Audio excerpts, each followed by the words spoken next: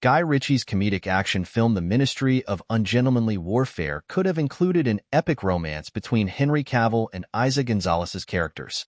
After all, the people they play actually had an epic romance and married in real life. But you wouldn't know that from watching the film. Save for a short explainer in the end credits revealing their future nuptials, Ritchie chose to omit any mention of a relationship between intelligence agent Marjorie Stewart and team leader Gus March Phillips. And González couldn't be happier that she and Cavill didn't have to film any romantic scenes. I love that, the actor tells Entertainment Weekly.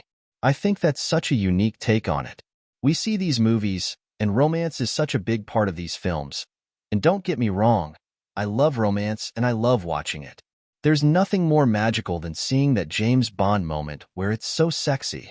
But I really like that each character was just solely focused on their capacities, their talents, their job, and their wits. Nothing distracted from the mission. The Ministry of Ungentlemanly Warfare is based on the true story of the first-ever Special Forces organization formed by Winston Churchill during World War II.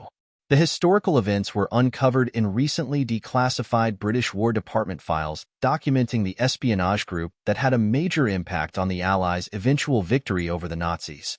One aspect of the mission was led by March Phillips, Cavill, while Stewart, González, had to go undercover elsewhere to distract a sadistic Nazi officer.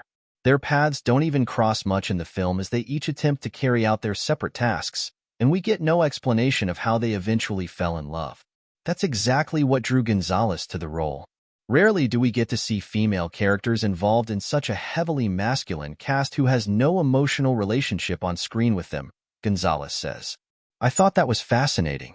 That was really, really cool and unique, and I think quite contemporary of Ritchie, to just be like, we don't need to. That's just an aftermath that had nothing to do with who she is or who he is. It's unrelated to the mission, and it's great that they fell in love.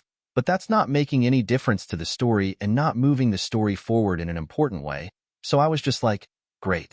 Let's not tackle it. But she is happy audiences will still learn about Stewart and March Phillips' connection before the credits start rolling to pay homage to these real-life heroes. I love it because it's quite a romantic little nod at the end that you see they actually fell in love, González says. And tragically, she lost him right after the second mission. People were really risking their lives. We make it look very fun and entertaining, but these are really historic sweeping moments that changed history and changed the future that we are living nowadays, and we have to just be very grateful for what they did and how they honored their countries and what they did for us. As for whether she'd like to return to this role for another film following Stewart and March Phillips' relationship and tragic ending, that's a resounding yes. I'd love a sequel, González says. I'd love for people to go see it in the movie theaters and support it. It's one of my favorite movies I've ever been part of, and I think it's one of Guy's best movies ever. The Ministry of Ungentlemanly Warfare opens in theaters April 19th.